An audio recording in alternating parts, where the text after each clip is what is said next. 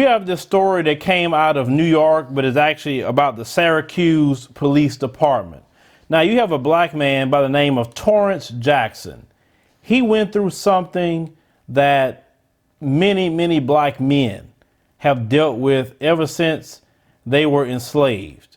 So you have to understand the history of the slave catchers, the history of the overseers, the history of the white supremacists. They have this sick infatuation with the black male phallus, anything regarding to some sort of sexual thing with black men. Now, in this story, I want you to pay attention to what I'm talking about here. And it's just extremely sick. So they stated that the Syracuse Police Department had ordered doctors to probe a brother by the name of Torrance Jackson, probe the brother's anal cavity for drugs. Now I want you to listen to this. So Syracuse police officers pulled the brother over because, wait for it, he didn't signal in time. Okay? So they say a man they knew very well from confrontations in the past. Okay, so what? So they said that Torrance Jackson did not have a valid driver's license as well as a baggie of marijuana in his waistband. So they took him to jail last year, October 16, 2017, according to the last news report. Now, at the jail, cops claimed that Jackson taunted them by telling them that he had cocaine in his rectum, an accusation he denies. Why would somebody tell you I got cocaine in my butt? That don't even make sense. Now they say, but police used that claim as a justification for beating and pepper spraying him, as well as breaking his arm. When he was transferred to the St. Joseph Hospital Health Center, an x-ray found no drugs in Jackson's abdomen.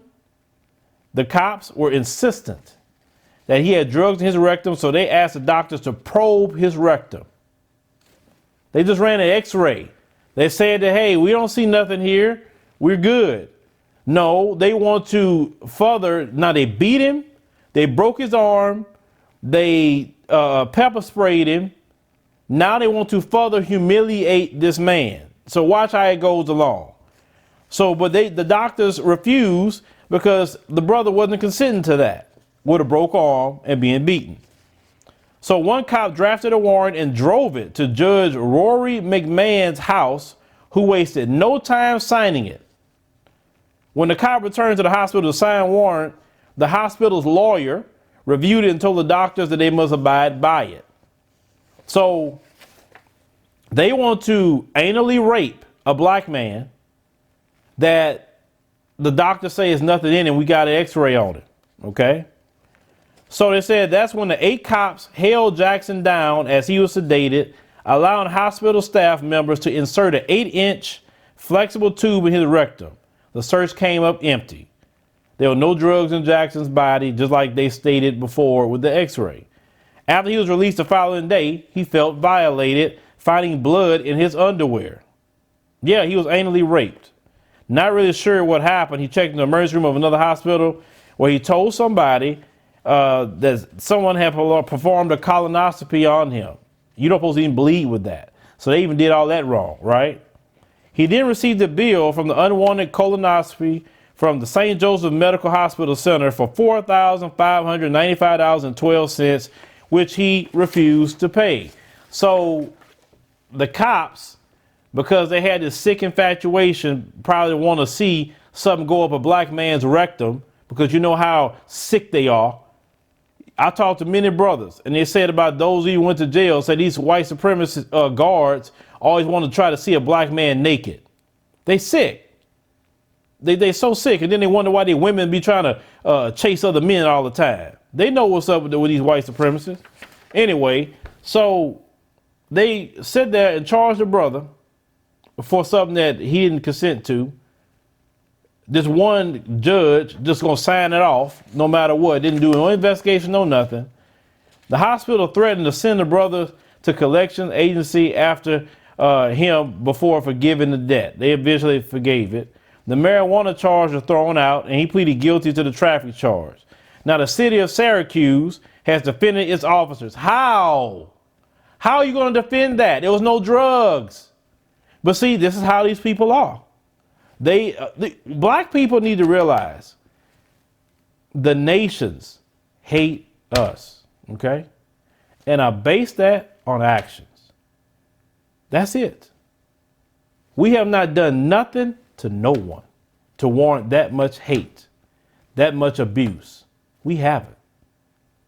And yet they hate us. Whether you are here, whether you are a person in the continent of Africa that could be listening, whether you're in Europe, whether you're in Central America, South America, the Caribbean, anywhere we're at, we're hated. Think about that. What do we do to any of these people that hate us?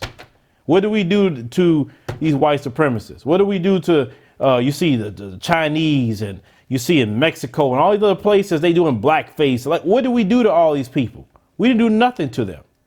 Nothing. We just exist. This is why you and I, throughout the diaspora, must finally come together once and for all, because we have no one but ourselves. Dr. John Henry Clark stated that we have no friends, because if you had a friend, they would fight for you, and we don't have that. Look at how we treat it. So the city of Syracuse defended the cops, claiming they were just concerned about Jackson in the case of bagging cloves of cocaine and his body would rupture. No, they wasn't concerned. They was not concerned. That's one of those pissing on our leg and telling this rain comments, right? But the warrant makes no mention of that, which states the following: St. Joseph Hospital to utilize all medicines and or medical surgical procedures to assist in said removal, to include but not limited to anesthesia, IV, X-ray, sonogram, or physical manipulation, and any and all other medical procedures determined by the medical staff to be necessary and prudent to assist in the retrieval and removal of illicit illegal substances located within the anal cavity of Torrance L. Jackson. They say, but doctors still insist it was not necessary to probe his rectum unless it was medically necessary, because anything he had hidden in there would eventually come out. Yes, it would have. But that is your Syracuse Police Department, ladies and gentlemen. Did you know that happened? No, you didn't, because they didn't want to report that. They're not going to put these stories out there to show you exactly how black people are treated. They're not going to do that. And then I have certain people that come here as well. Let me address them real quick and say, you guys are the only ones suffering.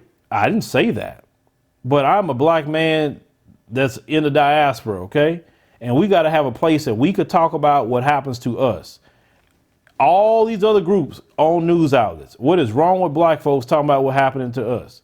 So if you don't like me talking about what's happening to us, I would suggest go to those outlets that you would be more interested in. But as long as I'm talking here, or anyone that's going to come on here to talk, we're going to talk about what's happening through the diaspora. It's just that simple. So I may talk about what's going on here in America, some in the Caribbean, some on the continent, wherever we at. If it's something I feel I can add, I will talk about it. Just want to make sure we let people know that so they can make informed decisions if they like to keep listening to our program or not. But leave me a comment. Let me know what you think about this particular story. I mean, it's sick. It's just beyond sick. I know I'm saying that word a lot here lately, because ever since I've done that Melissa McKinnis interview, and I've just literally peered into the demonic nature of the white supremacists. I mean, I've just been that sick, and that's why I can't wait to go back to Africa so I can just relax for a little bit, because this is why I'm promoting and I'm telling everyone just to go at least one time. Come with us on the Kenya trip. I'm telling you, you're going to come back different. You're going to have a different outlook on everything when you come back. I mean, make the sacrifice for yourself to go and see what I'm talking about.